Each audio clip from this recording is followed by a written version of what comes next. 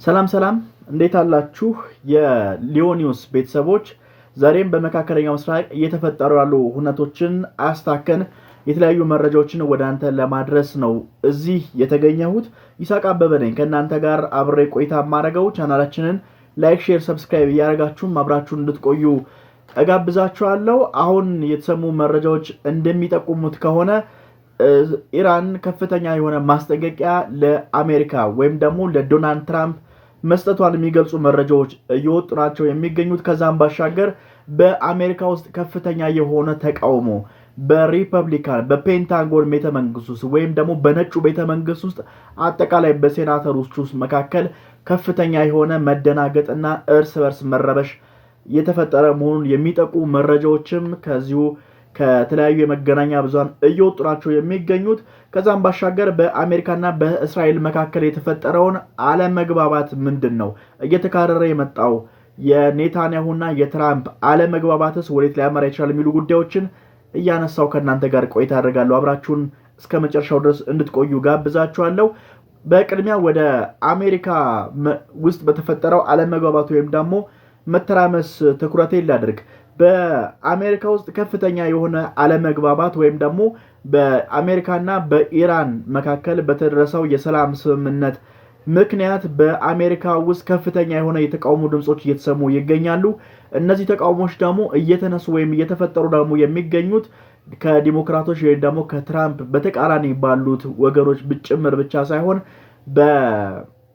በሪፐብሊካን ፓርቲ ጭምር እንዲሁም ደግሞ ለትራምፕ ወዳጅ ናቸው በሚባሉ የሴናተሮች ጭምር ከፍተኛ የሆነ ተቃውሞ እየተስተናገደበት እንደሆነ እየተገለጸ ይገኛል። አጠቃላይ ስምምነቱ የአሜሪካን ሕልውና የበላይነቷን ክብሯን የናደ ቀጣይም የውጭ ፖሊሲዋንም ሊያበላሽ የሚችል ስምምነት ነው የሚሉ ተቃውሞዎች እየተሰነዘሩ ይገኛሉ። እነዚህ የሪፐብሊካን ፓርቲዎችም ድጋሚ ስምምነቱን ማጤን እንደሚገባም ለዶናልድ ትራምፕ እና ለአጠቃላያቸው ለነ ማርክ ሩቢዮ ጭምር እንዲሁም ደግሞ ለምክትል ፕሬዚዳንቱ ጄዲ ቫንስ ጭምር ተደጋጋሚ ጥያቄዎች እያቀረቡ መሆኑ እየተገለጸ ነው የሚገኘው። በተለይም ደግሞ ከምንም በላይ ደግሞ ያከፋው ለኢራን የመልሶ ግንባታ ወደ 300 ቢሊዮን የአሜሪካ ዶላር አሜሪካ እንደምትከፍል መገለጹ በሪፐብሊካን ላይ ትልቅ መደናገጥ ይፈጥራል። ይህንን በኃይል ወይም በጉልበት ሳይሆን ወይም ደግሞ በስልታዊ ዲፕሎማሲ ሳይሆን ይህን ድል ያገኘ ነው ይህ ጦርነት እየቆመው አሜሪካ በውርደት በከፈለችው ገንዘብ ሽንፈትን ነው የገዛችው የሚሉ ሀሳቦች ነው በስፋት እየተሰነዘሩ የሚገኙት። ይህ ደግሞ በአሜሪካ በመካከለኛው ምስራቅ ላይ ያላትን ቀጠናዊ የበላይነት ደግሞ ቀጣይ ተሰሚነቷ ላይ በራሱ የራሱን የሆነ ተጽዕኖና ጫና ሊያሳድር እንደሚችል ነው የተገለጸ የሚገኘው። አንዳንዶች ለዛውም ይህንን ወራዳ የሆነ ተግባር ሲሉም ነው የገለጹት የሪፐብሊካን አባላት። ምናልባት ኢራን በቀጣይ ባገኘችው የመልሶ ግንባታ ወደ 300 ቢሊዮን ዶላር የመልሶ ግንባታ ፈንድም የህፃናት ዴኬር ወይም ደግሞ ሆስፒታል ተገነባለች ተብሎ መጠበቅ የዋህነት ነው። ከዛ ይልቅ ልትገነባ የምትችለው የኒኩሌር ማብላያዎቿን የተጎዱባትን እሱን ልትጠግን ትችላለች፣ የተጎዱባትን የጦርነት መሰረተ ልማቶችም ትገነባለች የሚል ግምቶች እንዳሉ፣ ይህም ደግሞ በቀጠናው ላይ ያላትን የበለጠ የበላይነትንም ሊያጎለብተው እንደሚችል እየተገለጸ ይገኛል። ከዛም ባሻገር ለረጅም ዓመታት የአሜሪካ ወዳጅ እንደሆነች የሚነገርላት በአሜሪካ አንቀልባ ላይ ታዝራ ለረጅም ዓመታት የኖረችው እስራኤልም የህልውና አደጋ ላይ የሚጥል ስምምነት ነው የሚሉ ሀሳቦች በስፋት እየተሰነዘሩ የሚገኙት። በዚህ ስምምነት ምክንያት በአሜሪካው ፕሬዚዳንት ዶናልድ ትራምፕ እና በኔታንያሁ መካከል ላይ ከፍተኛ የሆኑ ሽኩቻዎች መፈጠራቸውም እየተገለጸ ይገኛል። ከመጋረጃ ጀርባ እነዚህ የሀገራት መሪዎች ባደረጓቸው ውይይቶችም ከስምምነት ላይ አለመድረሳቸውን ኔታንያሁ የመሸጥ ስሜት የመካድ ስሜት እየተሰማቸው መሆኑን እየገለጹ ይገኛል። በዚህም ለስምምነቱ እንከን ይሆናል ተብሎ የሚታሰበውን በሊባኖስ እየተደረገ የሚገኘውን የወረራቸውን እንደማያቆሙ ጭምር ነው እየገለጹ የሚገኙት ኔታንያሁ። ይህ ስምምነት ደግሞ አንደኛው የተካተተው ነገር በሊባኖስ ውስጥ የሚደረጉ ማንኛቸውም አይነት ግጭቶችና ጦርነቶች እንዲቆሙ የሚያዝ ከመሆኑ ጋር በተያያዘ የኔታንያሁ ወደ ሰላም መስመሩ የመመለስ ጉዳይ የሚጠበቅ ቢሆንም በዚህ ግን ስምምነት እንዳላገኙ እየተገለጸ ነው የሚገኘው።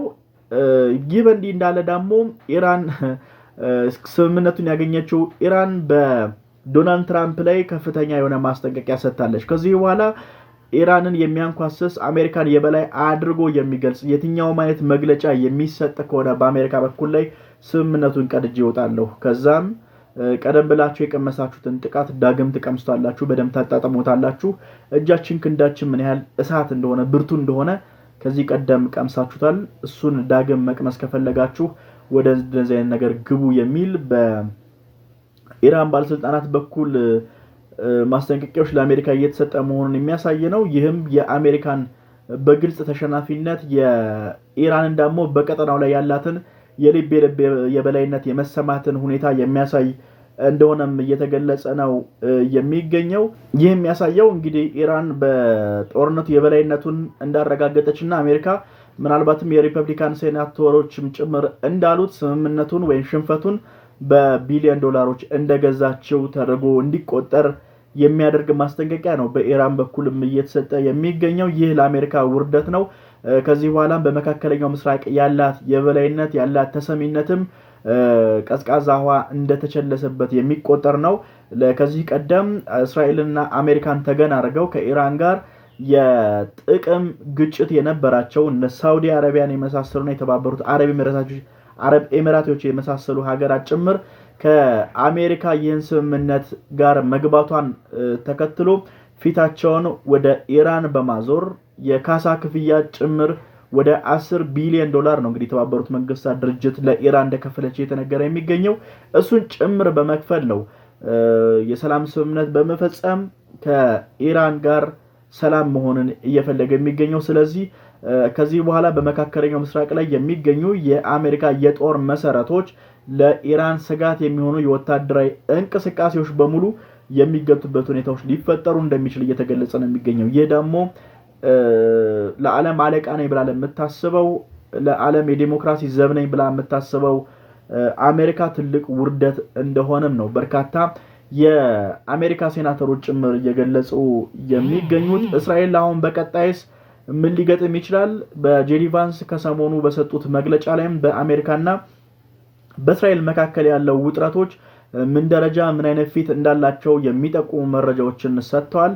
ምናልባት እኔ የእስራኤል የካቢኔ አባል በሆን ኖሮ በወዳጃችን ላይ ጣቃታ ለመሳብ ወይም ደግሞ ጦርነት ለማዝመት እንቅስቃሴ አላደርግም ነበረ በማለት እስራኤል ላይ ያላቸውን ጠንካራ ትችት ገልጸዋል። ከዛም ባሻገር እስራኤል በሊባኖስ ላይ የምትሰነዝራቸውን የትኛውንም አይነት ጥቃቶች ማቆም እንዳለባት ጭምር በአጽንኦት የገለጹበት ሁኔታዎች ናቸው የሚገኙት። ሌሎች መረጃዎች ሲወጡ በተከታይ ወደ እናንተ የማደርስ ነው የሚሆነው። አብራችሁን ስለቆያችሁ አመሰግናለሁ።